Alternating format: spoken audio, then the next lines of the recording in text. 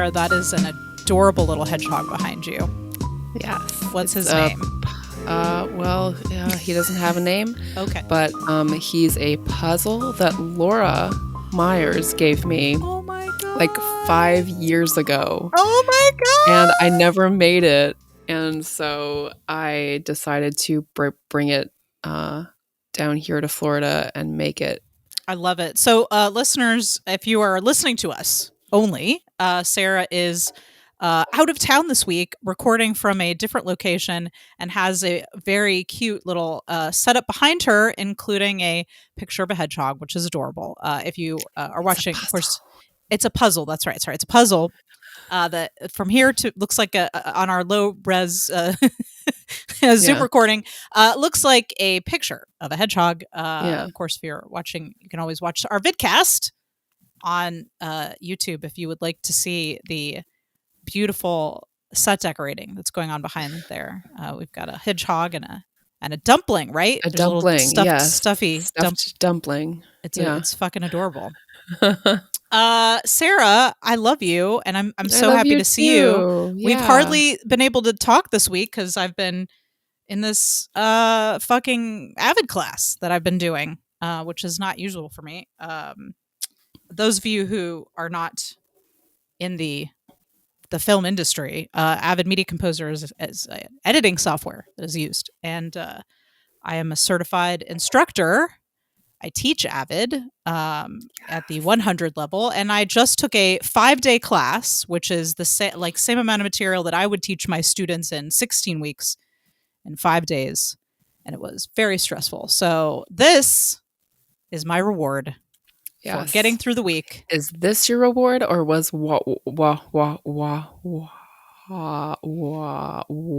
Adam in the film your reward? You know, I definitely felt like treating myself to an Adam Driver film was my reward. That is, once class was over, I took my exam, I passed, so I am now certified at the 200, whatever that means. I am certified at the 200 level as an Avid instructor, and yes, immediately got some tacos. I should have gotten some nachos. Yeah, but I got some tacos, and yes, Adam is always a treat. I'm interested to get into this movie with you. 2 words: oven mitt. Yeah, right? So this week's film is What If? What if what, Nicole? What if what? Let's talk about that. What if we didn't get in the middle of this? What if we didn't get in the middle of people's fucking relationships and barge our way in and fuck shit up? What if we didn't do that?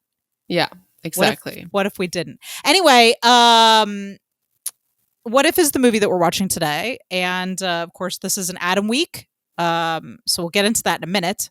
By the way, welcome to the Adam and Andy podcast. Welcome. I'm one of your hosts, Nicole. I'm your other host, Sarah. And here on this show, we only watch Adam Driver and Andy Samberg movies, television, SNL appearances. We'll watch all of it. We'll watch it all.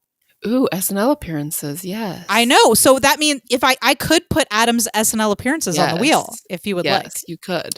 Or Andy's, for that matter. We could throw some of his, we could do like a little snack plate of Andy. I've been actually, on the Adam and Andy, because of course we have Adam and Andy Gmail account where we receive, if you would like to email us, I guess, at the Adam and Andy podcast @gmail.com. We're a lot easier to reach on Twitter. So at Adam Andy Pod is much better way to get hold of us. But we have a Gmail account so that I can set all these things up. And even though we don't post our videos from this show to the YouTube account associated with that, we have posted to the Critical Crop Top account. I do go on there and watch stuff. And then I've got playlists on the Adam and Andy YouTube of, and I've been tagging or I guess making playlists for myself of Andy's SNL sketches. So I've got a little appetizer plate going, a little a la carte of some sketches that I've watched from SNL with Andy in them. So yeah, we could totally tackle that for sure. That'd be fun. The Californians. It, He's in a is few he? of those. Is he? He's in a Oh, few of he them, must. yeah. I feel like he would have the perfect voice for that. Oh, yeah, for sure. Like, I feel like a lot of his characters are somebody from the Californians. Actually, my family, I was not included in this. I think I walked in at the end, but they found a supercut of all the Californian sketches on YouTube, all smushed together, and just watched them back to back. That must be And like an he hour was in a long. few of them. Yeah, it was long. I'm not, well, of course, listeners, we are based, well, at the moment, we are in separate states, but usually we are both based in the city of Atlanta. And so I've never, you were born in California. No, No? my parents were Right. born and raised in California, but so. I've never been, well, I've been to San Diego. I've never been to LA. So I think the Californian sketch is a bit lost on me for that reason. Yeah, well, they always talk about, like, there's just a lot of talking about the roads in LA. Yeah. Like, and they put "the" at the beginning of all of the roads and the highways, so it'd be like us saying the I-85 The and 285. the 400 and right. That kind of stuff. Sure. Yeah, I can, as a Atlantan, of course, I can certainly sympathize with the amount of time we used to spend talking about traffic. Now I don't leave my house, so we don't have any reason to talk about traffic anymore. But at one time we did. Yeah. Yeah. Those were the days. Those were the days. Those were the days. I never thought I would miss. Do you miss? Do you miss sitting in traffic? I don't miss it, but I miss listening to podcasts in traffic. Miss being able. I don't miss the traffic. world that was, I guess. Yeah, I agree. I miss like being forced to leave my house. I did. So even though I was now I was telling Sarah this off mic, but I put way too much pressure on myself to do well in this Avid class. And so I was basically just like a shriveled ball of anxiety all week. Like, I woke up thinking about it. I spent all night after class reading for the next day. Like, I'm talking, we did like 5 chapters of this book, this Avid book a day. So I'm like reading 5 chapters a night on Media Composer. And, I was sleeping and dreaming about Media Composer for the last 5 days. And I was just like constantly on edge. It was just like this anxiety of like, oh, what if I fail? Like, you know how hard it is for me to fail, right? So like I was just like constantly, where was I going with that? Even though I was very anxious this week, Chris, my husband, Chris, who's never listened to this podcast or any other podcast we've ever done and probably never will, but he really took care of me this week. He took care of our children. He made me food. He made me go to bed early. And he made me go for walks. He was like, go for a walk. Nice. And so I actually took walks this week, and it was ugly and gross as hell out there. But I was like, oh, this is what it's like to be out in the world. And there have been weeks at a time where I haven't left my house at all. Yeah, I've gone on a walk every day the past like 3 weeks. That's good. It's been great. Also, just wanted to throw this out there. I think that on Chris's tombstone, it will read... Right? Didn't listen to any of Nicole's podcasts. This is now, those of you guys who just came to us through this podcast, since I think this is going to be episode 13, maybe lucky number 13. But we've been podcasting for about 5 years now. And it's a long running joke on our show that my husband has not ever listened to any of our shows. He says he's not into podcasts. And if you can't see me right now, if you're listening to us on, as you probably are, only listening to the audio, but I'm making the air quotes. He does not listen. He's not into podcasts. Apparently. And if you catch him listening to a podcast, tell us. Rip that phone right out of his hand. No, he's been a good man this week. He really took care of me. Ordered me tacos. That's love. That's love right there. It is. Do you want to get into some Adam and Andy news? Yes. Okay. Let's start with Adam this week, because we started with Andy last week. So not a whole lot of new news. I mean, there's news in the sense of like things that he's filming in. So a couple things. Annette, which of course was shot and was supposed to be released in 2020 at the Cannes Film Festival, Is it Cannes or Con? It's Con. Con. Sorry, I'm sorry. I need to say Con. So the Con Film Festival, which was supposed to be the premiere of Annette, was of course delayed due to COVID. So they have rescheduled the Cannes Film Festival for this summer. An article came out saying today, or maybe it was yesterday, I don't know, I saw today, that Cannes may be delayed until the fall because they want to have a maskless event. I know. It's like, fucking get over yourselves and just wear, like, you can have a fabulous mask. We've already seen the pictures of Adam on set on 65, and he looks, and the last duel looks fucking great with a mask on. Celebrities and personalities can look amazing with a fancy mask, you know? But also, who's to say we won't need a mask through next year? I know. It's Like, fucking stupid. This is the festival director who's like, it's not off the table that we'll push it to fall because we don't want to have masks or PPE or anything like that during the event. And it's like, fuck have fun. you. Anyway, so that is so the Annette. We may, I don't know if we're ever going to see Annette. I don't know. Maybe one day. One day maybe we'll see Annette, but it might get delayed Someday. again. Mm-hmm. Let's see. 65 is wrapping up shooting in Oregon this week. There were some pictures of Adam and Ariana. I think her name's Ariana Greenblatt. I believe. I'm sorry if I got her name wrong. Let's see. Yes, Ariana Greenblatt.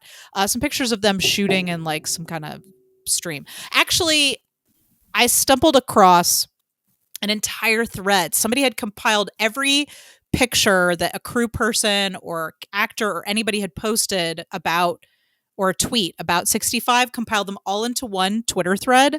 And I was just like scrolling, not just because it's like a movie that Adam's in, because he's in not hardly any pictures. There's hardly any pictures of him. But I was just missing being on set. Like all these pictures of the crew. Also, I will say this, I'm trying to keep myself away from knowing too much about the movie. The filming locations look gorgeous. Like in Oregon, there's these like beaches and like misty forests, and like it just looks really lush and gorgeous. And who knows what it is exactly that's being filmed, but the pictures, the behind the scene pictures, this is I think going to be a gorgeous movie. Nice. Anyway, so they're wrapping up shooting in Oregon. And lastly, we have a few more filming details on the Gucci movie. Now I'm getting this information. This information came to me through a Twitter account called the Adam Driver Files, which if you are not following them on Twitter and you're a fan of Adam Driver, I don't know what you're doing with your life. This account is just like a constant wellspring of information and pictures and stuff. So Gucci is going to be filming starting on March 6th. And they're looking for ski instructors, children, men, and women for some ski and snow scenes. They're also looking for vintage ski equipment dating back to the 70s and 80s. So locations rented include a prestigious villa, a ski slope, and they also rented some villas and swimming pools for the cast to rent, although it's not clear whether the cast will stay there or whether they will helicopter in to film these ski scenes. And then there's a picture of, I guess apparently Maurizio Gucci fled to Switzerland amidst legal battles with other Gucci family members. And this is believed to be part of what they're filming those scenes for, is when Gucci fled to Switzerland. Anyway, I don't know. It all sounds crazy to me, but I'm interested. It sounds like Adam's really like fucking globetrotting, just like going all over the place, shooting in all these wild locations. It's not just like filming a TV series in New York or whatever. He's like, I mean, I guess Star Wars took him all over the world as well. But anyway, so that's all the Adam news that I got right now. So here's my Andy news. So Palm Springs continuing to be nominated for awards all over the place. I don't know how new this is, but it was new to me. They were nominated. Palm Springs was nominated for an Independent Spirit Award for Best Screenplay. and also best. And they were nominated. The film was nominated for the Broadcast Films Critics Choice. No, sorry, Broadcast Film Critics Association Critics Choice Awards. So they're just continuing to rack up the award nominations. And then the last piece of Andy news I have is that season 8 of Brooklyn Nine-Nine has been announced to be the last season of Brooklyn Nine-Nine. So that is official. Last season of that show. It will be released in the 2021-2022 television season. So that's all the news. That's all the news I got from The Wire. Any responses to that, Sarah? Nice. Yeah. Or noise, if you want to go with noise. Noise. Yeah. Adam is doing a lot of interesting stuff. Yeah. I'm really interested in seeing 65 and Gucci. Wait, what is it called again? Is it? It's right now. It's just being called the Gucci movie. 65 is the film movie. That is the sci-fi movie. Yeah. No, I'm really interested in seeing both of those. Annette, you know what? No, I'm interested. It's a music. Sarah, you don't want to see Adam in a musical? You don't want to see Adam play a stand-up comedian in a rock opera? I do. I just now associate it with Cannes, and now like the idea of that festival. And that has nothing to do with Cannes. They don't have any control over the distribution of. Cannes is a whole thing in itself.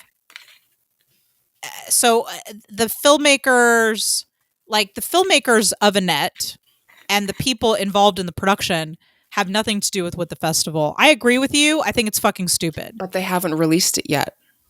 Because yes, but like, but I mean, we're not going to see it at Cannes anyway, Sarah.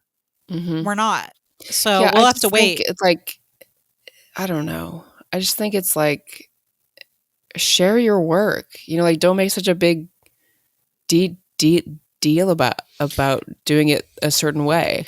I agree with you. I think that the film industry is experiencing a very difficult growing period where it's trying to deal with the fact that, I mean, this is not the Martin Scorsese podcast, but Martin Scorsese came out and said that he feels like film is systematically being destroyed and devalued because people are starting to call movies content, just like by calling it content. So I think that there are a lot of people who are not ready to deal with the fact that digital content and digital distribution. What's wrong with content? Marty feels like it is a slap in the face to film artists everywhere. Now, I'd like to remind Marty that not only can he call his films whatever he wants to and make them however he wants, but also that film, if being the film historian that he is, he should know that film was once considered to be a lowbrow, popular form of entertainment and not an art form, just like he sees content as being a low form of entertainment. So I just want to point that out. I mean, many people want to believe that film is still film. You show it on a screen and you screen it, and a certain group of people get to see it, and you get critical acclaim, and you can, like, theatrical distribution is the be all end all. Yes, we all love seeing movies in a theater. We do. We love it. Or maybe you don't. I do. I love seeing movies in a theater, but I also love watching them at home. I can still appreciate a well-made film at home. Now, a movie experience is different, and I will continue to see movies at the movie theater, but I also think that you get to connect with people in a wider way if they're being distributed digitally. So, I mean, whether they like it or not, digital distribution is the future. And everybody's got to accept that. So yeah, I think that Cannes and whoever is, like, people are still clinging to this idea of like, this is the way movies are, and we're in a period where, like, yeah, well, there's going to be fewer theaters, and people have now found ways to enhance their experience at home, and big screens, surround sound, the nice whole thing. Chairs, the nice chairs, eating popcorn takeout. It's not $10, right? Eating takeout with your bestie Mhm. while you're watching a movie. So like it's not like I'm going to stop going to the movie theater, but frankly with small kids, it's really hard for me to go to the movie theater. The fact that I can see so much stuff at home has allows me to keep seeing movies. So, I don't have to get a babysitter and spend $40 between me and my husband to go watch a movie. I It's can true. just, pay the $20 the one time if it's a new release or whatever. Anyway, yeah, I am excited about Annette. I want to see it. Regardless of con or what they do, I will watch it. Of course, Oh, you'll me watch it too. for the show, but Yes, I will. but I hope you enjoy it. Yeah, and then my reaction to Andy, yeah, that makes sense that it's their last season, but, yeah, I Yeah, mean, I'm curious what he'll do next. yeah, same. Hopefully no more Cuckoo. Well, I think Cuckoo is Cuckoo still going? Maybe it opens the door Maybe. for a Cuckoo resurrection. Return. A Cuckoo resurrection. Resurrection because he's dead. Yeah, I don't know. I'm looking forward to seeing what he does as well. Well, he's got a lot of as we've said, he's got a lot of film projects in development. So I'm gonna guess probably more film. Although he does do a lot of television, so we could always see him in another series as well. He seems to be I don't know, maybe taking a more mature turn in his work. I'm not sure. Yeah, I think Uh so. but I don't know. We might see him in another, although Brooklyn Nine-Nine is a great comedy. I love it. It is. Anyway, we will be doing Brooklyn Nine-Nine on the show eventually, but today is all about what if. What if? What if? 2013. 2013, okay. Sarah, did you like this What? movie? What? Did you like it? Did you like this movie? I enjoyed watching it with my boyfriend. That's nice. And we did discuss the flawed logic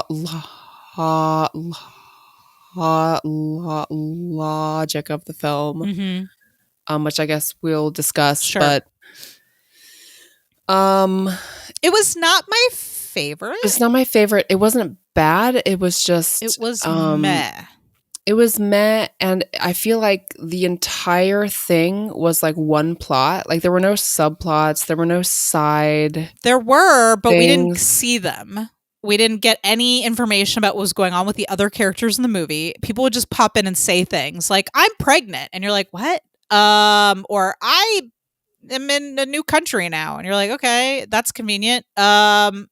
Yeah, I this was not my favorite movie. I'm gonna get into more deeply why. I have a lot of bullet points here. Okay. There was frankly not enough Adam in this movie for me. No. But I knew that he didn't have a big role going into it, and it's not like I can't enjoy a movie. I can still enjoy movies that don't have Adam Driver in them. It's a real struggle for me. It's a But struggle. yeah, and look, I just want to say first of all, love Daniel Radcliffe. Love him. Zoe Kazan. Yes. I love the cast was great. I had Cast no is problem. great. Mackenzie Davis. Mackenzie love Davis, her. great. I love the cast. Even the sister. I thought the sister and Zoe Kazan had some good chemistry. You didn't like her. I didn't like the way she was written. Yeah. But I liked the way actor. she was written or acted or any of it. Okay, so you didn't like her at all. All right. But I did not love the writing of this movie. No. And I've got a lot of thoughts about that. So why don't we start with one of your one of your bullet points? Where should we start? So I guess I like to introduce the characters. So we have Daniel Radcliffe is the first one that we're introduced to, who plays Wallace. Wallace, the heartbroken. And he had, his girlfriend broke up with him, or he broke up with his girlfriend. I'm not or there sure was what something happened there. Happened. I was eating a taco and I missed what he said. She cheated on him, or she kissed someone else. Right. He caught her cheating on him. Not that kissing isn't cheating, but it seemed like he just never talked to her again. Yes. So I'm not saying I would forgive someone for that necessarily, but it seemed like maybe they should have had a conversation afterwards, maybe? Like it seems like he just erased her from his life. Right. Anyway, please continue. I mean, I think like if you've been together with someone for a really long time, like yes, you should discuss it. Yeah, it just seems like maybe you should. Anyway, Yeah. So we are introduced to him and the fact that he, you know, um, deletes his voice file from her after like a year and a week. because he's sitting on the rooftop like all sad indie men do. Sad indie man, yes. And Hashtag sad indie men. so there's this night um of a party where At Alan's for house, right? This is at Alan. Alan's, who has poetry on his fridge, which frankly is not what I would expect from a guy like Alan. Well, Being that it's not poetry, it's just words. I know, but it's one of those like kits you get. Don't you remember Yeah. those with Yeah. and you put it? We had one of those when I was in college. Yeah. I'm trying to picture Alan at like a Target looking at one of those things and going, you know what? I'm a man with sensitive needs, and I'm going to put poetry on my fridge so that other people can make. Or did he just pick it out so he could make erotic poems about butts? I don't know. I'm guessing it was a gift from an ex. Good call. Good call. That's the kind of character building this movie doesn't bother to do, Sarah. Anyway, please continue. But so there's, this party, and around the same time that Wallace meets Chantry. Chantry. Yes. Yeah. Ugh. You don't like that her name? I don't like her Okay. name. But we love Zoe Kazan. She's adorable. I love her. Yes. Yeah. Alan meets Nicole. Yes. Not played this by Nicole, Mackenzie Davis. Right. And they start making out, but then well, he jokingly pretends to be her friend that she's looking for, Yes. and they just Yes. it's like instant fire, and they're just like Yeah. humping each other on the couch. Fire. Yes. Yes. And then we see this little flirtatious exchange between Wallace and Chantry. And let me just pause for a second to read you the definition of Chantry. The definition? Right, because we looked this up because we were like, wait, what? Is that a word? It's a word. Oh God, Sarah, is this going to be some hit you over the head kind of symbolism? Probably. It means God, this movie is so indie, it hurts me. It like physically pains me. Please go. Okay. Please go on. Okay. The prayers in the Christian church reserved for the dead as part of the search for atonement for sins committed during their life. So, who's atoning for something then? Is it Wallace? Cheating? This movie is all about cheating. I think that cheating is a preoccupation of Wallace's. I don't think the movie is about cheating. I guess you could say that it is, because he's basically trying to encourage, like he emotionally, he's making her emotionally cheat on her boyfriend. Okay, he's encouraging thing, that. So I see where you're going with that. The theme of cheating comes up over and over and over again. You're Wallace's parents, both of them cheated. Wallace's last relationship, his girlfriend cheated on her. By kissing. Right. I just want to point that out. Alan and Nicole, when they met, Nicole cheated on her boyfriend to sleep with Alan. Like, it's like all over the place. Is like so cheating. And the thesis is that cheating is okay as long as you marry the person. Yeah. Basically. Exactly. Sarah, you've cracked the code on this movie. Yes, and so I didn't even think about it that way, but you're so right. You're absolutely right. There's a line that Alan says that's like, if you start a relationship with a breakup, you end with a breakup. Or was that wasn't Alan? That was Wallace. I don't know. So. Alan says a lot of things at the thrift store or whatever, where he's getting that sexy lamp. Yeah. He does say, Alan does say to him that,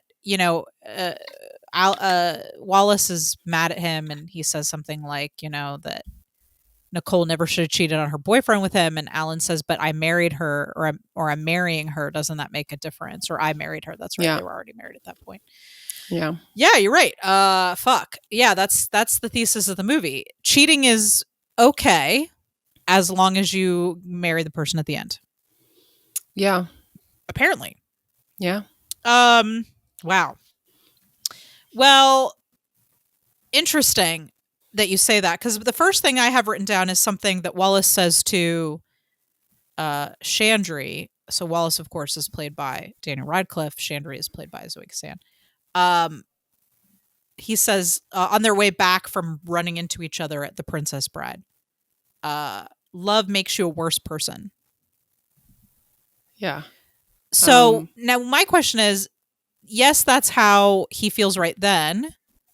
So given this thesis, does love make you a worse person, or is that something that's disproved over time by the end of the Here's movie? the thing. I think if you love the wrong person for you, then it makes your life worse. It doesn't Mm-hmm. make you a worse person. If you Yeah, I don't cheat, think so. that makes you a worse person, but that's not love. So I don't see the logic of love making you a worse person. So do you think then that is disproved? So then does the thesis become cheating for Wallace is very black and white, but his relationship with Chandry makes it seem more gray? Yeah. Okay. Yeah. I think that's probably true, at least in the movie's point of view. Yeah. Also, I'd like to say that this movie, and we've already kind of mentioned it, is painfully indie. Like painfully. Like I love indie movies. I love it. I bought the virtual pass to Sundance this year so I could watch tons and tons of movies while Sundance was going on. Fucking loved it. Uh, what I don't like is indie movies that where the plot seems real. Like there, here's a couple of things that I saw in this movie that felt like unnecessarily indie things. Number one, the use of the animation. Yeah. I feel like it was very Arf. stylistic, but it didn't have any like it didn't have any emotional It didn't context. mean anything. Exactly, because yes, Chandry is an animator, but she wasn't. I don't feel like she was using her art to work out her problems, and I don't really feel like the movie was about her, even though we followed her at times. So, It was about Wallace. so I don't understand what the animation was for. It felt like just like a cute stylistic Yeah. thing that didn't have any. Yeah. That was very empty in meaning for me. Yeah. Me too. Uh, Also the dialogue. Oh my I god. fucking can't. I cannot. Indie as It fuck. it was just, and when I say by indie, I mean everyone is speaking in this very way too witty Way too three witty, sentences with the non-realistic. right three sentences with no period with several like cultural references just crammed in there. Mhm. It's just like no one talks like that. And I only Mhm. want to hear it from Kevin Smith. Like when I'm watching a Kevin Smith movie, I want everyone to speak in a full paragraph with no punctuation whatsoever, and I want them to be talking about Star Wars or comic books. That's what I want from a Kevin Smith movie. He did it well, and sometimes he didn't do it well, but I always enjoy it. Every other indie movie, it's like everyone's trying to be so funny and so clever in the writing. But you know what, Sarah? Apparently, this comes from a play. Okay. Yeah. So then I begin to see, oh, that's where some of this writing comes from. Because Yeah. it didn't feel like real life. It felt like a play or somebody who was trying to be very clever. And Yep. so the way they talked to each other just didn't feel real to me.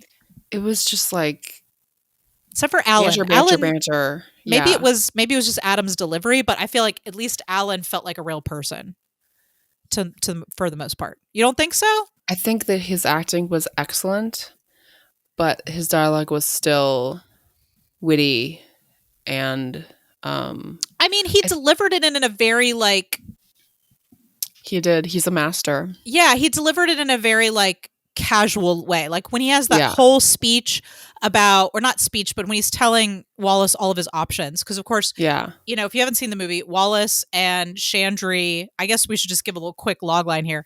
Wallace and Yeah. Chandry meet at a party. Wallace, and they seem to have some kind of emotional connection. They hang out all night. When he walks her home, he finds out she has a boyfriend. And she's like, I have a boyfriend, but I want to be friends with you. And so they're friends, but really he's in love with her. And they have this like back and forth sexual tension.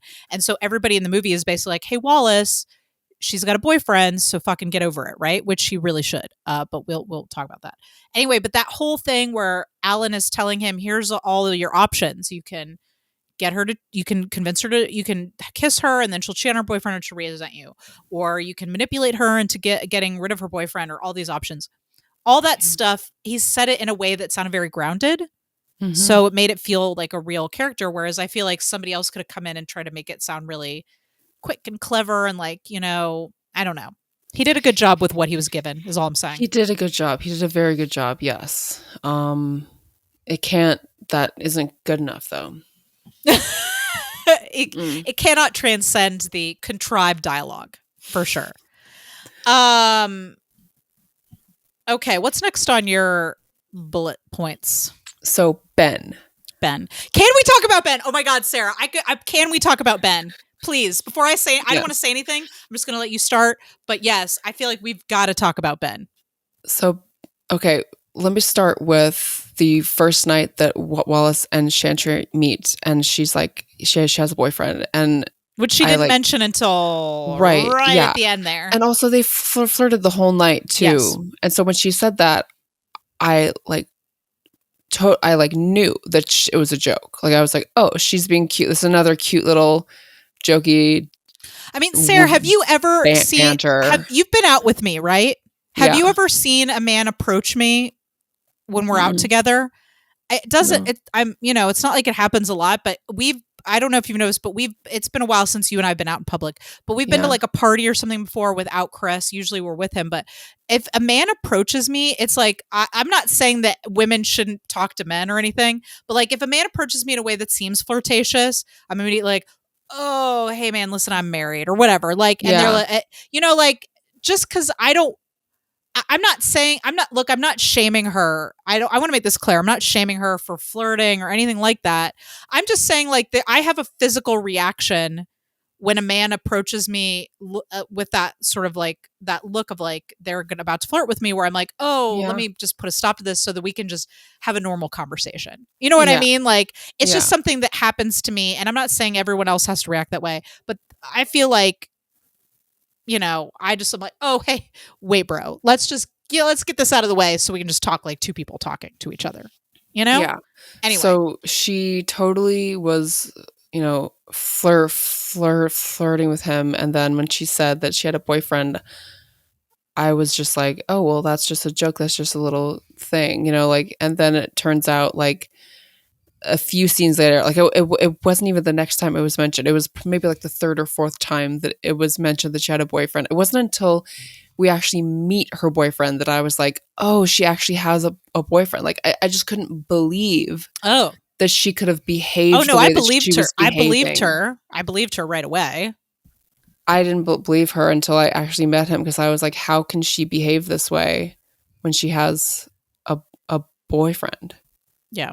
Yeah.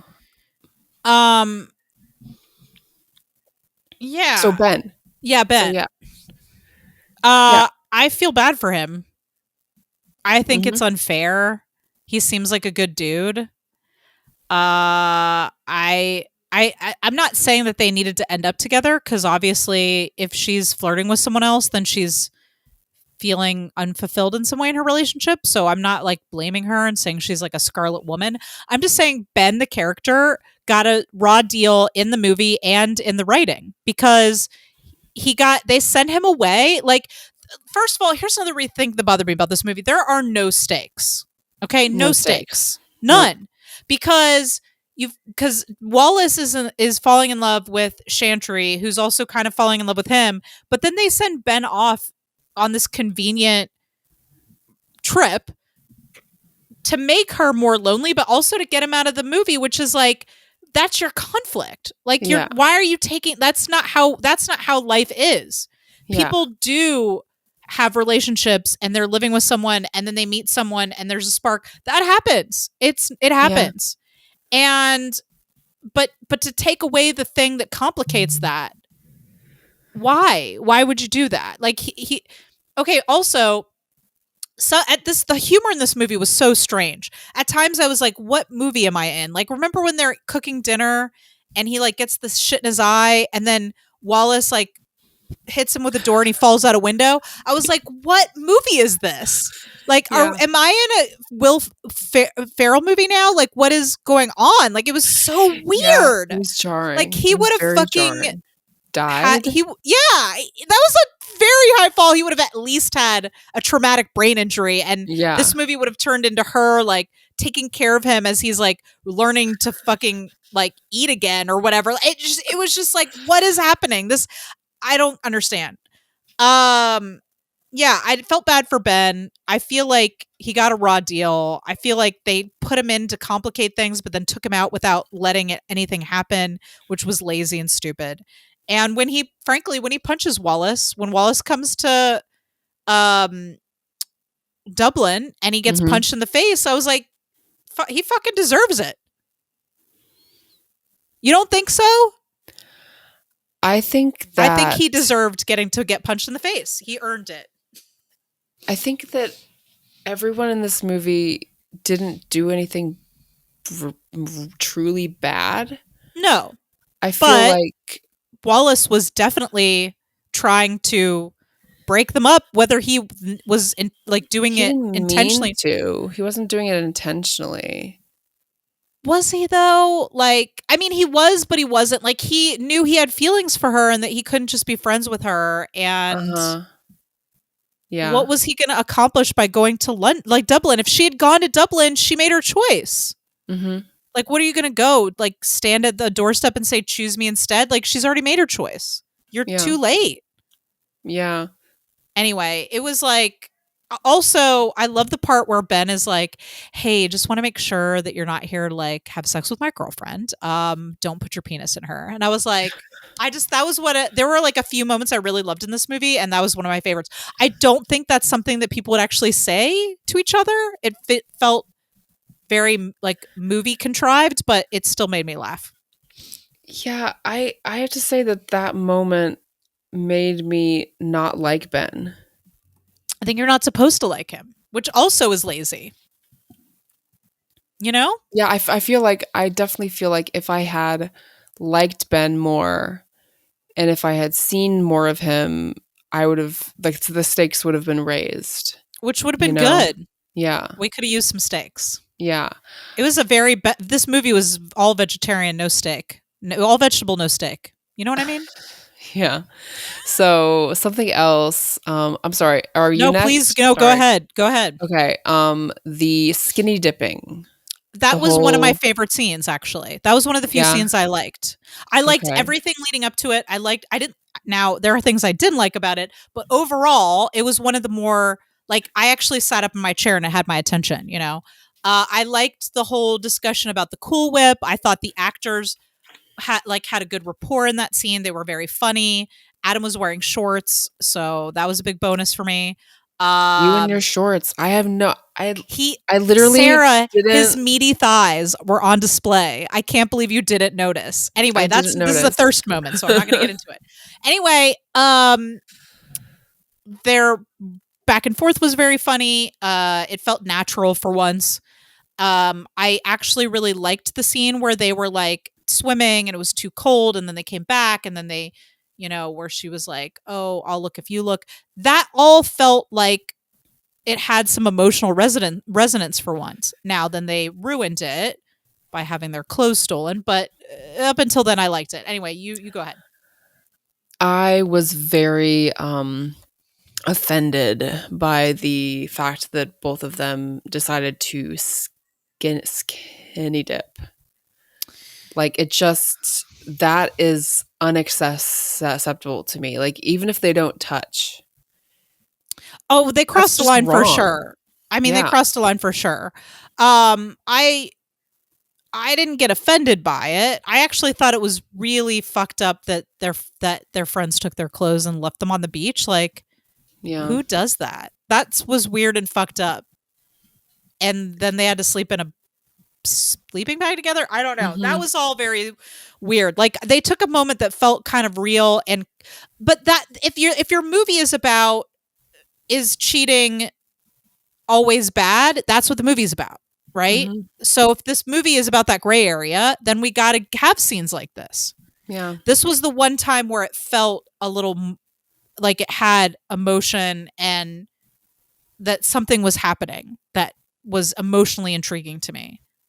Yeah. And then it became contrived again because the clothes got stolen. Yeah. I don't know. That felt a little contrived. Yeah. But Yeah, and I think that having your friends steal your clothes, like, who does and then you that? still are friends with them, like, I was just like, would I, like, be able to forgive Nicole if she left me naked You somewhere? Like, shouldn't. I would never leave you naked anywhere. Who does that? especially when you know that the person is in a relationship and that it And would it's be your cousin? That's his cousin. cheating. That's his Yeah, cousin. that's really fucked up.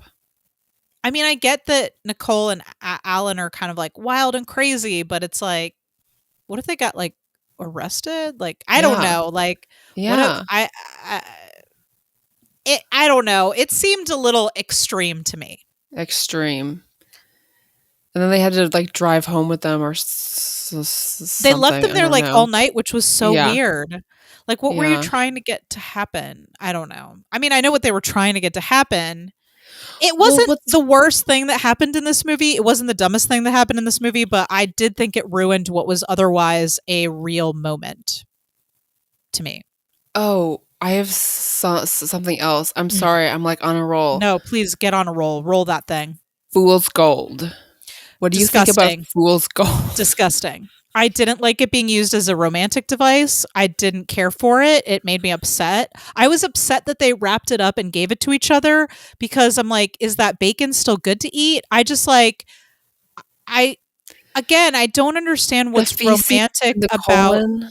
yeah, I don't know what's romantic about that. Like, I get this is an indie movie and we got to be different, but like, Indie for days. it Like, was that indie is, for, like, it was super fucking indie. Like, let's have a cute little flirtatious banter about feces. about some popular culture thing about how Elvis died on the toilet and ate these giant sandwiches. Like, Did he? Is that a real thing?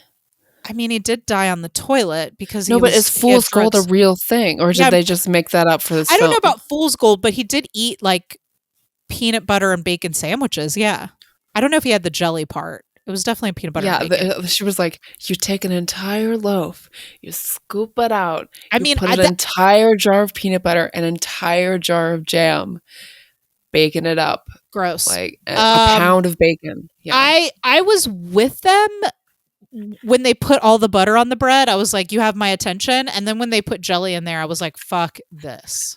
And then they put bacon, and I don't eat bacon, so I was like, ew, gross. too much.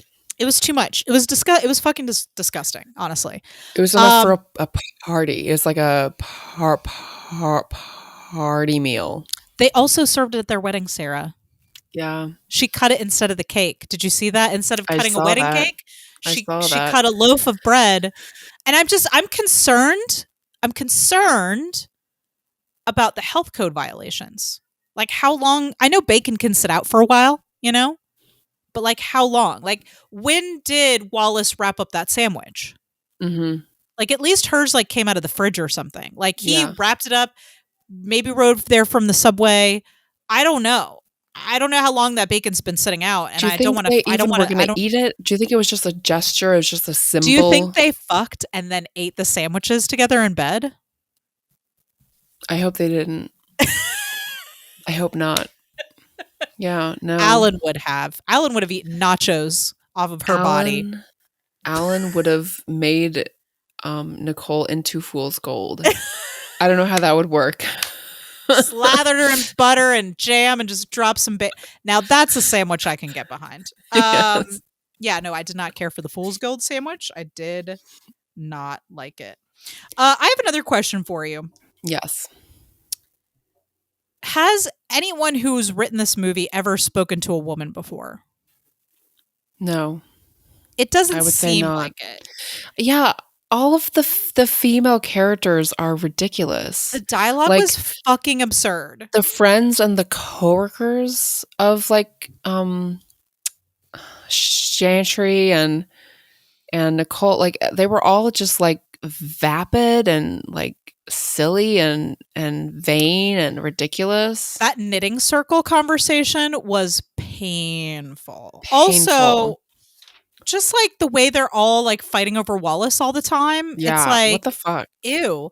Also, the whole thing with his ex-girlfriend when they run into her in the hospital, and Yes. she, like, who no one would act like that. I'm sorry, but No. no one would act like that. No one would go on and on and on about how, oh, whatever he said about me, blah blah blah blah blah.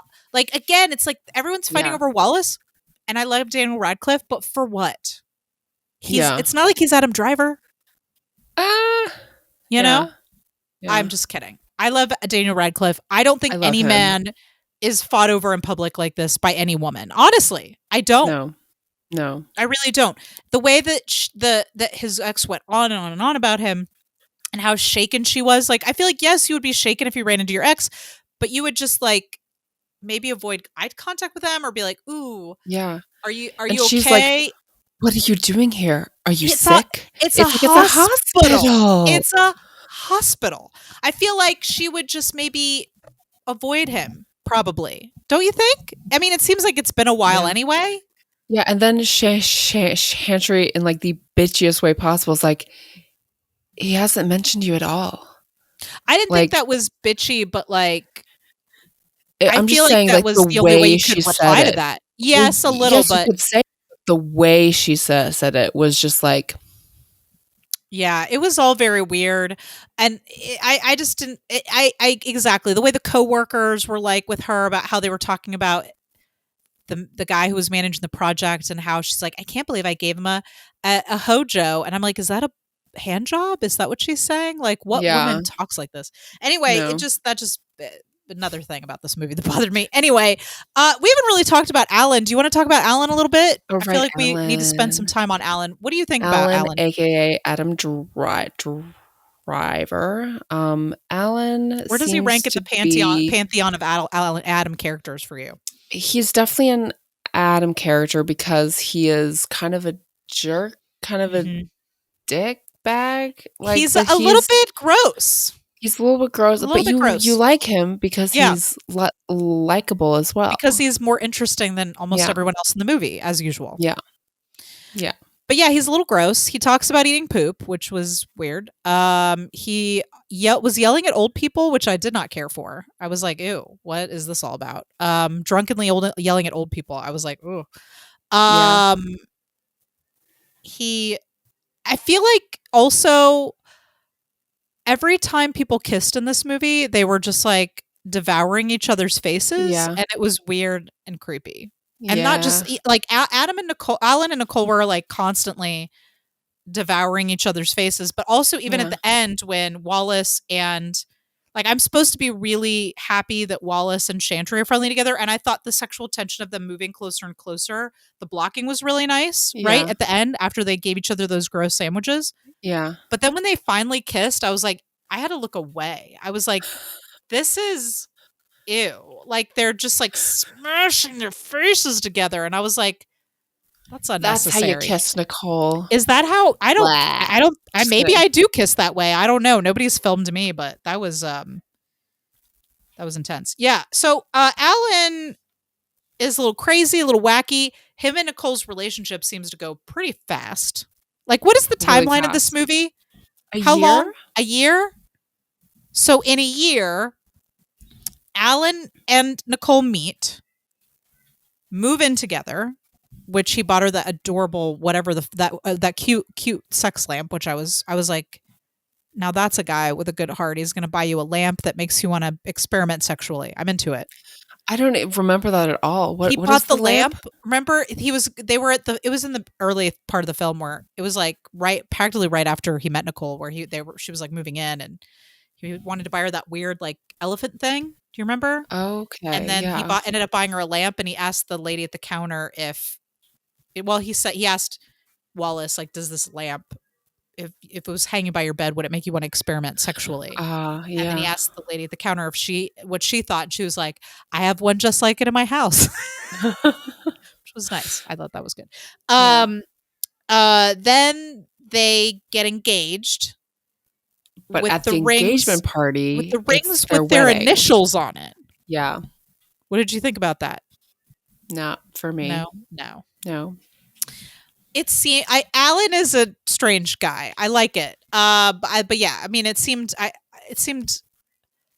I mean, they were both into. They both had rings with each other's initials on it, so I guess they were both Yeah. into it. And then they have Wait, the was he wearing an N and she was wearing an A? well, he got her an engagement ring with an A. Later at the wedding, you see them exchanging rings, and his is an N. No, that's what I'm saying. Was it reversed? Was it like he had an N and she had the A? That's right. Okay. Her ring has his initial on it, Okay. and his ring has her initial on it. Okay. Still not for me. Not for you. I get it. No. I get it. It's a little out there.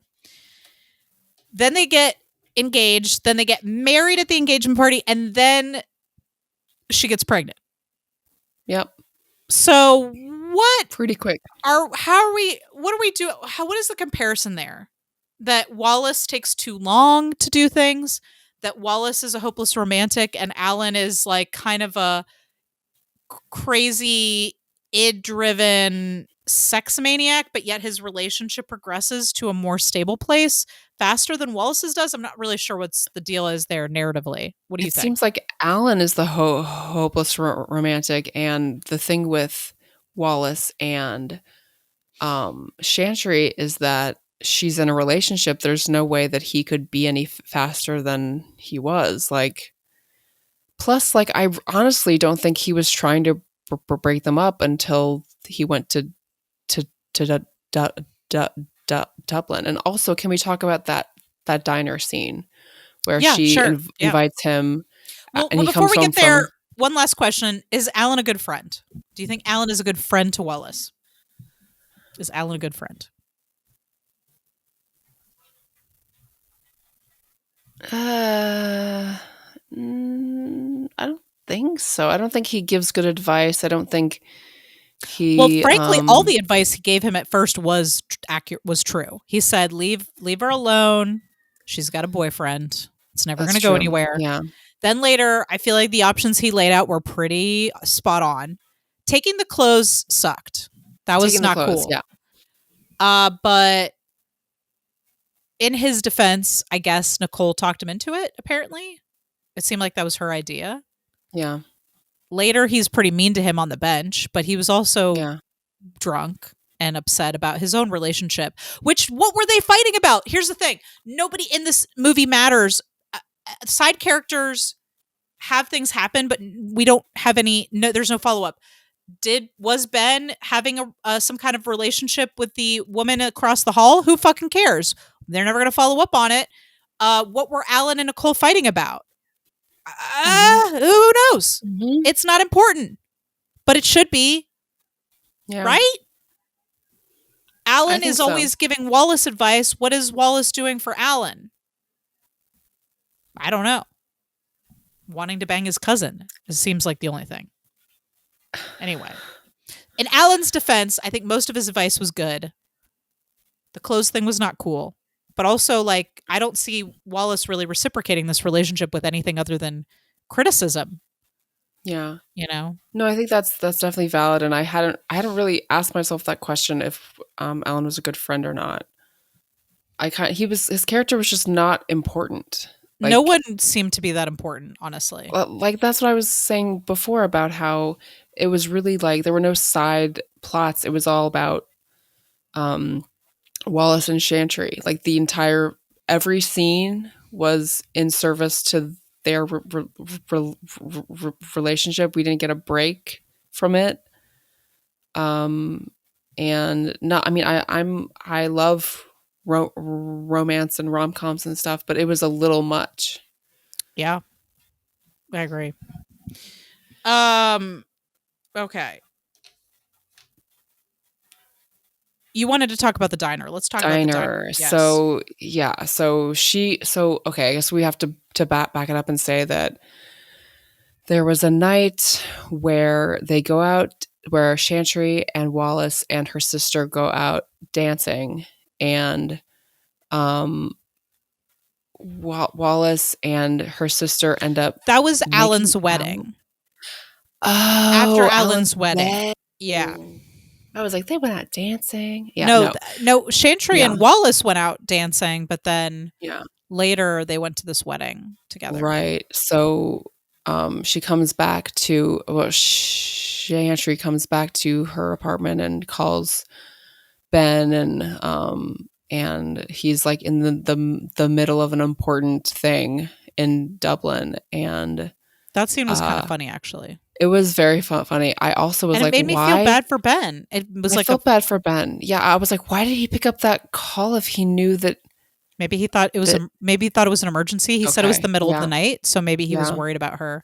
I feel bad for yeah. Ben. I'm just gonna say it. I That's feel bad true. for That's him. true. Yeah. I think he picked up because he was worried about her, probably Yeah, probably. Um, like I a also good felt bad boyfriend. for her too. Yeah, Like she felt lonely. Like I've definitely like I, for like almost 2 years was in a long distance relationship, and it just sucked. And so I felt for her too. yeah. No, it's a hard thing. It's a hard thing for either person, I think. But also she had already emotionally began to leave the relationship. Obviously, She began to leave the relationship the moment she met or Wallace. before. It Or seems like her and before. Ben are out a lot Yeah. by themselves. Yeah. So the diner. This is after. So Ben is off in Dublin. Chantry's been offered a job in which she would have Well, to move no, to Thailand. Chantry first went to Dublin, so this was after the Right, but wedding. she had been offered the job and she was trying to decide Okay. Dublin, Thailand, or Toronto, which is where the Yes. main action of the movie takes place. Where is she going to go? So then she goes to Dublin, and that's after. Um, what makes her go to Dublin? She was very upset about something. The wedding. Okay, so she was upset because she thought her sister made She out with. felt lonely. She was lonely. Okay. Yeah. And she also like I think it was feeling lonely. Yeah. So she goes there, and then she sees Ben walking in with his arm around another woman, but the other woman Which hit was her head or suspicious. something. Yeah, it Well, was she fell suspicious. backwards because he stopped touching her. Yeah, I mean, if I saw Chris holding a woman, I would be I would be upset about that. Yeah. But she also went skinny dipping with her Hmm. friends, so Hmm. it's a Hmm. lot of shit happening there. But also like uh, other stuff too, like all the emails and phone calls and going out dancing and like what? Like I don't have any male friends that I would go out dancing with, or that I would I mean, send I would tons go of dancing with people in a group, but I wouldn't dance necessarily with that person. yeah. But I'm also like an adult woman and I don't go dancing anymore. But yeah, in the time when I did go dancing, I mostly Dance with went your with girls or girlfriends? friends that we like. Yeah, I didn't go out with people that I had some kind of like sexual chemistry with. Yeah. Um, And how could she be so blind Also, that she like men in my experience don't particularly like to go dancing unless they're looking for yeah. sex. Yeah. I don't want to make a generalization. I'm sorry, I should back that up and say straight men that I know primarily go out dancing when they are looking to pick up a woman. Yes. Whereas women that I know that are straight like to go dancing With the girlfriends. with their girlfriends to let loose or whatever. I don't know. I'm not trying to generalize here, but it did feel very like a date like. I Yeah. have guy friends. I've Yeah. had guy friends, but we don't like But it's not a we don't go on one-on-one dates with like each other. yeah, no. Like, I don't know. You hang out in groups and what? I don't know. Yeah. I don't know. I don't have time for Um friends. I have kids, honestly, you know. I really don't. Like I don't have time to go out. You know what I'm yeah. saying? Like you and Yeah. I hang out or we did before COVID. You did. But like I don't know. I'm trying to think back to when I was her age. And I had male friends certainly, but like I had I had male friends, but we like went out to lunch or Mhm. something, or like went out for a beer, but usually in a group. You know what I mean? Yeah, so all of my male friends have either been gay or, like, they're more group friends. Like, the straight male friends I've had have been, like, group friends, like, friends that you know in That's what I mean. the Yes, context of a group. in a group, but not like we don't go dancing and out to a bar together one on one. I'm not Yeah, saying you can't. I'm not shaming anyone for that. I'm just saying yeah. I didn't. I didn't as well, yeah. And I had male friends. I still have male friends. But when I was that age, and Chris and I were together in a long term relationship because we've been together since I was like 20 years old. I had male friends, but he was in my friend group, so we all hung out Mhm. together. And like if Yeah. we went out dancing, which we did, we went You as were a dancing group. with Chris, yeah. Or I was dancing with the girls, or I don't know. Yeah, It's not like I didn't go to movies with my friends. I did. I'm just saying their interactions felt very much like a date. yeah, for sure. So I don't know Yeah. where the line she thought was there, but So the diner. yes, the diner. Um, so she calls him and is like, "Hey, can you meet me at like noon tomorrow or whatever?" And he's like, "Oh," and he like rushes back. And I made a joke. I was like, "Okay, so couldn't he have just been like, okay, actually, can we meet at like 5? Like But I need to, also he's coming from Dublin. Like right? it would take him like a whole day to get back, Yeah, right? yeah, yeah, I feel like the timeline of this movie was very confusing to me. yes." And he shows up and he has the It would take like 2 face, the days. bruise, the Yeah. black eye. And she's like distracted by it. And before she can tell him why she wanted to talk to him, she gets him to tell her what happened. And when he tells her that he got punched in the face by Ben because he went to Dublin, she completely like changes her tone and is very upset with him and leaves. I think she was there to tell him she was going to Thailand. Taiwan? Taiwan, yeah, sorry. Yeah. She was there to tell him she was moving to Taiwan. I think she had made that Mm, choice. okay. And good for Okay. her. That was a good job. That was a good career move.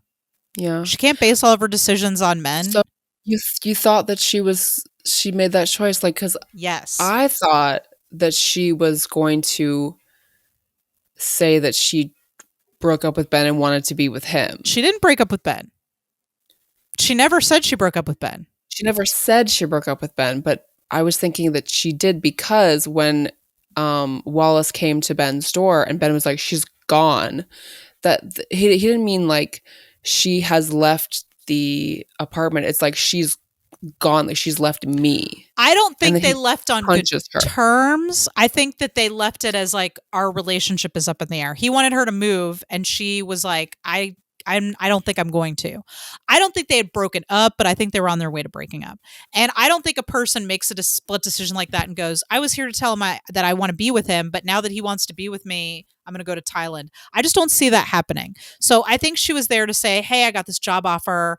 I'm trying to," like, she may have been on the fence, like, "I'm trying to figure it out. Like, I think I'm going to go to Thailand." And I think that him admitting that he had feelings for her was, I think her reaction was also about her guilt. It was about her guilt. Yep. No, it was totally projecting. It was like she saw in Wallace the part of her that she was like, "Oh shit, that's what it is. Like I have feelings for him and that's why I'm going to Taiwan, I like think she had already decided that. I think she was not ready to say it until that moment, but yeah, I think she had already decided that. And frankly, that was probably the best idea for her. Like, uh, she should, like, that was a big, good career move for her. And as it turns out, Wallace just followed her to Taiwan. So, I mean, didn't seem to make yeah. any difference. So, my question here's my, and they obviously tried to explain it with their illustration at the end of the movie. But like, so he goes to Taiwan and becomes a doctor in like Goes to 18 med months. school. In Yep. 18 months. Yep. Isn't doctor school longer than that? In Taiwan, I have no idea. And I'm not saying anything against being at a doctor school in Taiwan. It just feels like it takes longer to become a doctor than 18 Yes. months. Yes. I'm just saying. Usually it should. Or Yeah. 16 months or however long it took. Do you Anyway. think they let him? No, there's no way because it's a different country, and I know that like I have a friend who, her parents were doctors in a different country, and then they moved to America and had to go to med school Yeah, I thought over that again in too. America. Tweeted us at AdamAndyPod. What the fuck is going on at the end of What If? Like, did Wallace become a doctor? Did he In get his Taiwan license in exclusively? Taiwan? Does he have to stay? It looks like in the animation he went to India at some point. Did you watch the whole animation at the end? No. They tried to fill in the plot for you because I'm sitting there at the end after the movie's over and I'm like, how the fuck did he become a doctor in like 18 months? And then they showed an illustration of him flying to Taiwan. Sorry, I keep saying Thailand. I'm so sorry. Taiwan, going to med school, and then going to India, and then Chantry also going to India, and then him proposing to her. This was all in the illustration during the credit sequence at the end. I didn't watch. I was like, I'm done with this. At AdamAndyPod, can you explain to us what happened there? How did Wallace become a doctor? What happened at the end? I'm very confused. Please, if you can help clear this up for us, please do. Tweet at us. Anyway, final thoughts on What If? Final thoughts. What if this movie was only clips of Adam Driver? That would have been a day well spent. What if this movie was actually a movie about Alan and Nicole and their relationship? Yeah, because I discovered towards the end, like when they're at the bar and she's like, I've got a baby in me, and he's like, yeah, you got a baby in you, and I was like, oh, this is the movie I want to see. Yeah, like I want to see the movie Alan that happened Nicole. outside of this movie where they got together and she broke up with her boyfriend and they were like, are they going to get together? Should they move in? And then he like made her a human plate of nachos and just ate nachos off her body. That's the movie I want to see.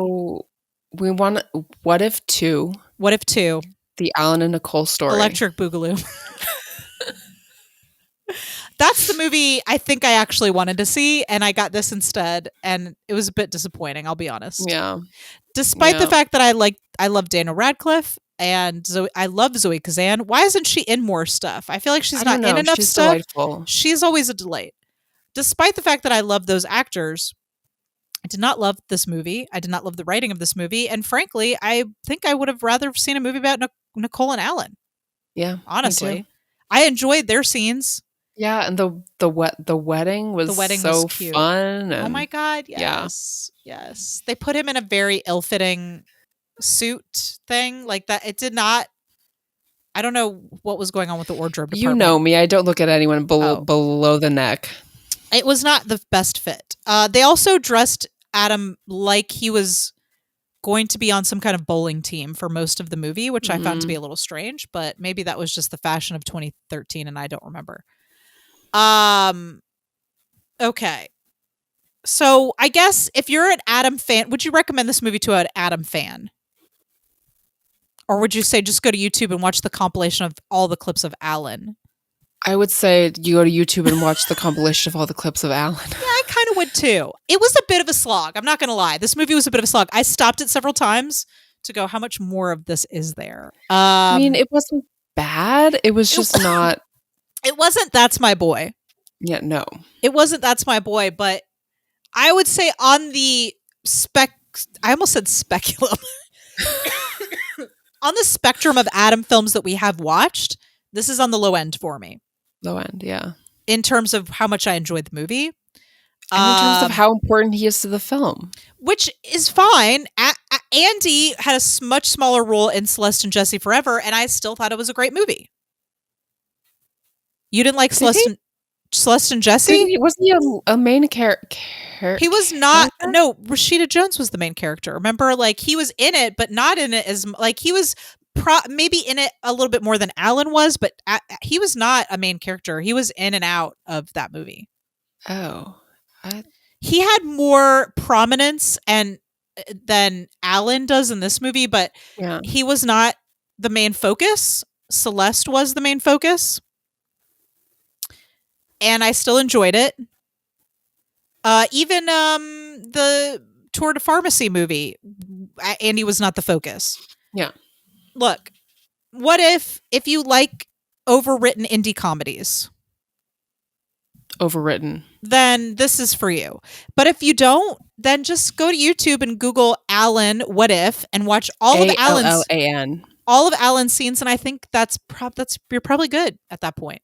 Yeah. I think you're good. Shall we do our moments of thirst? Sure. Okay.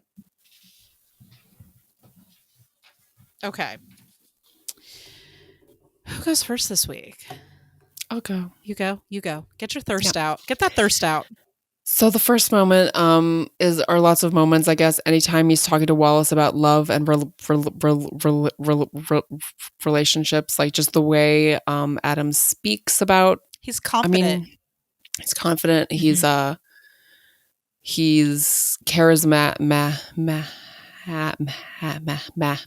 He seems to know what he's talking about. This was big time Sackler era Adam Driver. Oh yeah. Second, when he's making out with Nicole with an oven mitt on, and they're saying these dirty things to each other, like I want to. Oh, it was rip out all your intestines and chop them up and drink it was them. It was like Army Hammer, except for they were both into it, so it wasn't creepy. Yeah. I just like the oven mitt. What was a nice touch, I think. Yeah. Mm-hmm. Third, is the wedding, like just the whole, all of that, all the shots, all the moments of him where he's dancing that night. He just seems so and the shirt is like unbuttoned and he's like dancing. You didn't notice? Sarah, I'm telling you, Nicole, she doesn't see anything from the neck down. Neck down. Well, his shirt was unbuttoned to the navel and he was dancing and he had a little lipstick on his face. I thought that was very nice. Okay. I have 3 moments of thirst and an honorable mention. Oh, okay. The first one for me is got to be the whole nachos scene. Where he says... Where he's holding up the nacho. I like that part, but I know we didn't really talk about it. But the where he's comparing Wallace to the banana and Ben to the nacho. I love that. No, when he's like this is like seriously one of the most famous parts of the movie. Like I thought the whole movie was going to be like this. If the whole movie was this about like the scene where Adam screams, "I just had sex and I'm going to eat nachos and it's the greatest day of my life." Yeah. If the whole movie was like that, this would have been like a 5-star viewing experience for me. Yeah. His enthusiasm for both sex and nachos is very relatable to me, and so I have to give that top of the tops for my moments of thirst. Number 2, lots of smirks in this movie. Lots of smirks from Adam. A lot of smirking. So that was definitely a little like the way he like smirks at Wallace when they're at the karate game. And he's like leaning on his girlfriend, all of that kind of stuff. That sort of like comfortable, confident attitude, I think that you expressed about him in all of his like conversations he's having with Wallace about love advice.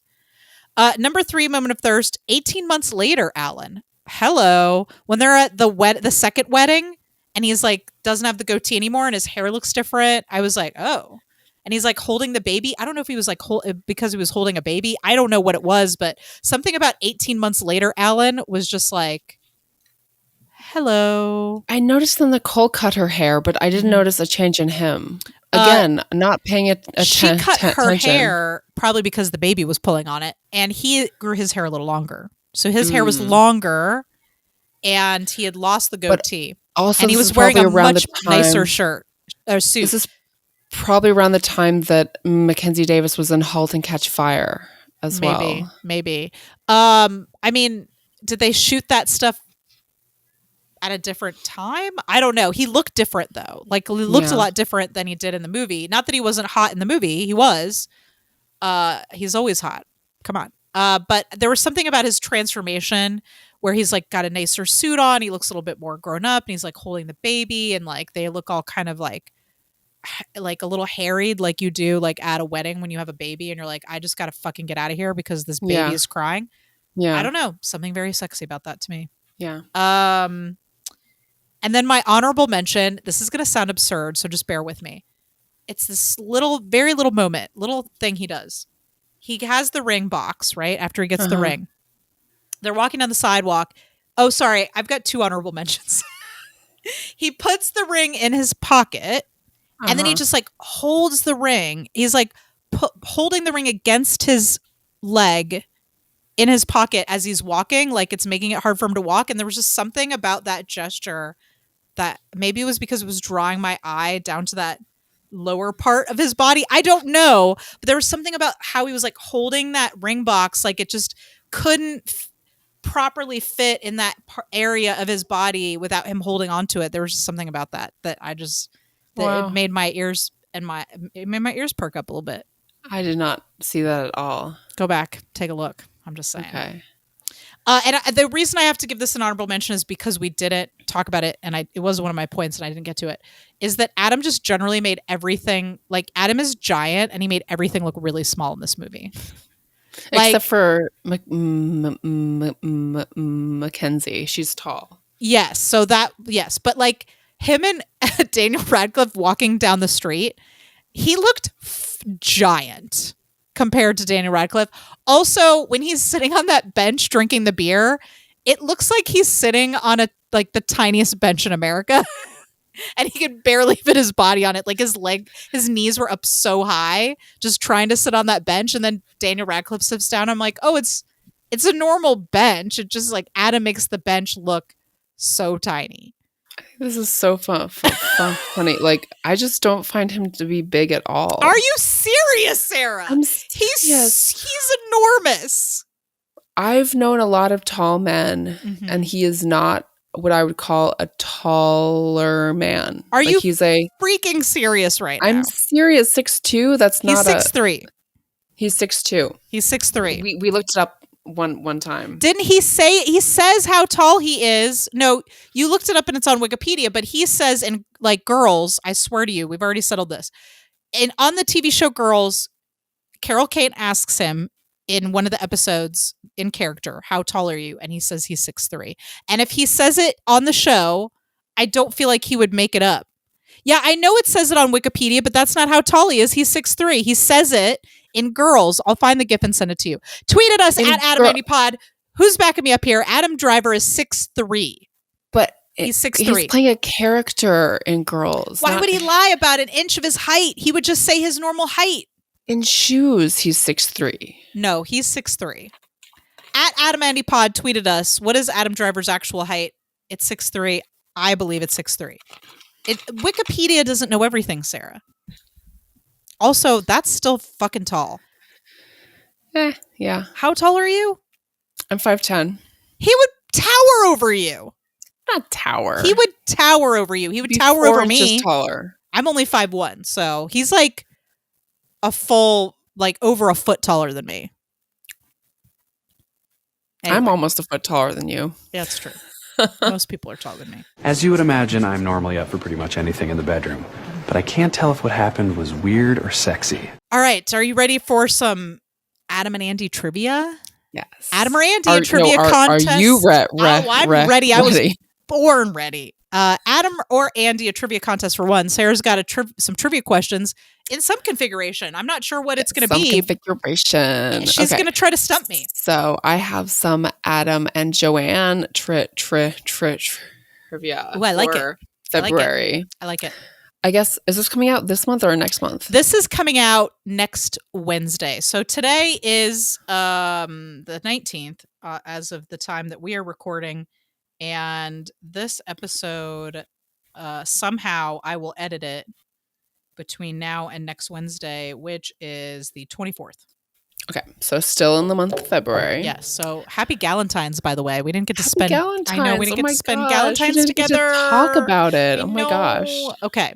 So trivia. So some Adam and Joanne trivia. Joanne is his wife. Mm-hmm. I have 4 Joanne facts. Tucker. And you need to tell me which one is false. Okay, so 4 facts and 1 is false. Got it. Okay. Yes. Adam and Joanne profess to having experienced love at first sight in a modern dance class at Juilliard. 2. Adam fell hard for Joanne when she yodeled to him on their first date. 3. Joanne fell hard for Adam when he refused to laugh at her jokes that he didn't find funny. And 4.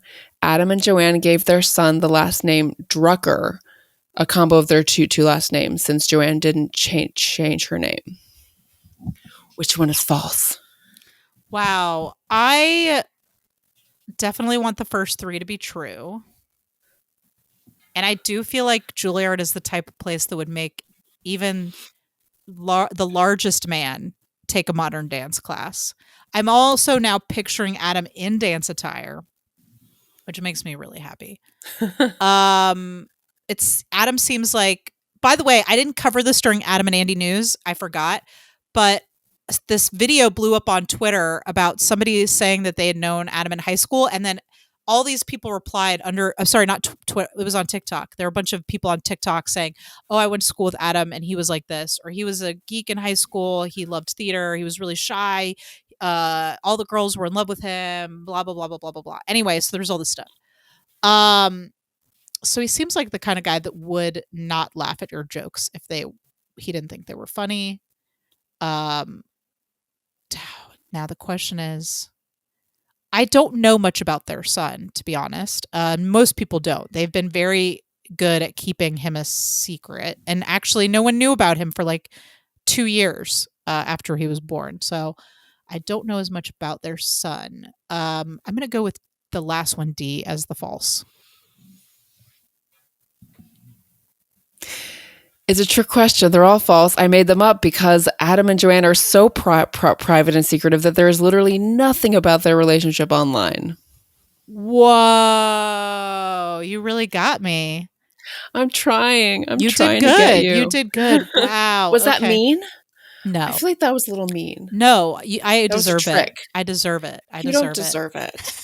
You deserve it. Actually, you do, because you know everything about apparently not. You were able to trick me. I hadn't heard any of that stuff before. But yeah, the last one was the one that sounded the most like, I was like, I feel like I would know.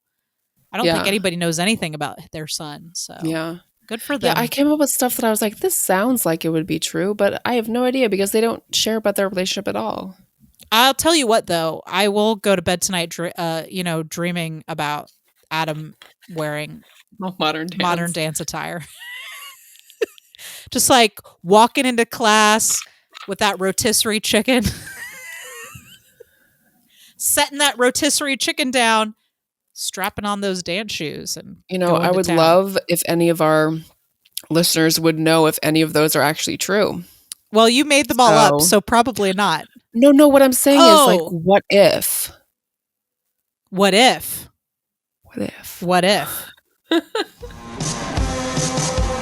Oh, you look awesome. Come the fuck upstairs. Okay. But wait, I have to warn you about something. What? If you come up here, I'm going to tie you to my bed and keep you for at least 3 days. I'm just in that kind of mood. Are you ready to spin the wheel? Yes. And find out what we're going to watch next week. Okay, let me make sure I've got the right thing up here. And share my screen.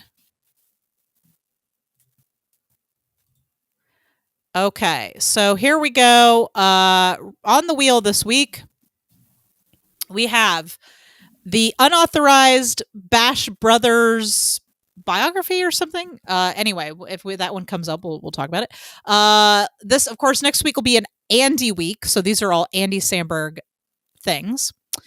Bash Brothers, Lonely Island Shorts Volume 1, which would be some kind of, charcuterie board of Lonely Island Shorts. Pop star, Never Stop, Never Stopping. I said it right this time. So excited to watch that. I hope it lands on that. Brooklyn Nine-Nine. The first episode's Brooklyn Nine-Nine, now up for grabs on the board. So I'm going to spin this wheel. Let's see what we're watching next week. It's going to be Bash Brothers. Bash Brothers. The unauthorized Bash Brothers experience. The Lonely Island spoofs notorious baseball stars Jose Canseco and Mark McGuire in this visual rap album set in the Bash Brothers heyday. So this is a 30-minute short.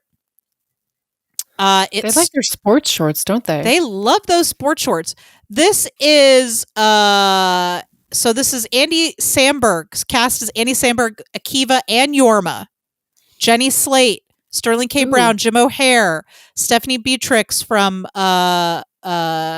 Beatriz, I'm sorry, from Brooklyn Nine-Nine, Maya Rudolph, just to name a few. Nice. So the unauthorized Bash Brothers experience, 30 minutes long, and we will be watching that next week for the show, or in 2 weeks. We'll be watching it, and then in 2 weeks you'll hear us talk about it. All right, so I guess before we go, a couple of things I wanted to plug. First of all, we love talking with you about Adam and Andy on social media. So tweet at us. We're at Adam Andy Pod. Maybe you can explain the whole ending situation here with Wallace and his doctoring. Not really sure what's going on there. Would you like to have seen a movie just about Alan and Nicole? Is that something that you would have preferred to watch? Let us know. Or of course, if you have any suggestions, we're always taking suggestions about movies that you would, or TV shows, or anything that you would like us to see watch on the show, especially Andy. Andy's been in a lot of TV shows. Cuckoo, which we watched in our last episode, was a listener suggestion. So if you've got any suggestions, hit us up on Twitter at Adam Andy Pod. That really would be awesome. We're also on Facebook and Instagram at Adam and Andy Podcast. And you can watch the vidcast if you're not already. You can watch the vidcast of this podcast on our YouTube channel, Critical Crop Top. So we are Critical Crop Top, and one of the things we do is this podcast. We also do the Feminine Mistake podcast, and we also do a bunch of sketches and shorts and things like that. So I'd also like to say, hey, if you like comedy, check us out, Critical Crop Top, at Critical Crop Top on Facebook, Twitter, and Instagram. We have new sketches for our sketch comedy web show. We've got a couple up already. Featuring myself and Sarah and Melissa Knapp, Brandon Mitchell, Ava Davis, and a bunch of other fun actors in Atlanta. And of course, you can also view some of our sketches and stuff from our live show, which are also going up on the YouTube channel. Yay. So much stuff. That's all I've got, Sarah. I'm looking forward to watching this yet another sports movie. I feel like this is the most sports I've ever watched. Sports stocks. Sports smocks. Sports smocks. I've watched a lot of schmucks this year and last year, thanks to this podcast.